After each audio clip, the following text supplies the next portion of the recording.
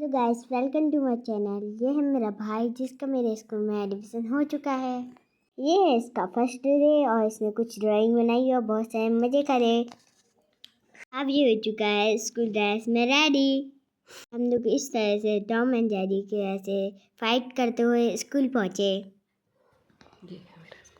ये है मेरा स्कूल। आपको कैसा लगा गाइस? हमने कुछ मेमोरीज कलेक्ट करी फ़ोटोज़ खींच के। अब मेरा भाई पहुंच चुका है क्लास में। पढ़ाई करने के बाद अब इसकी छुट्टी हो चुकी है।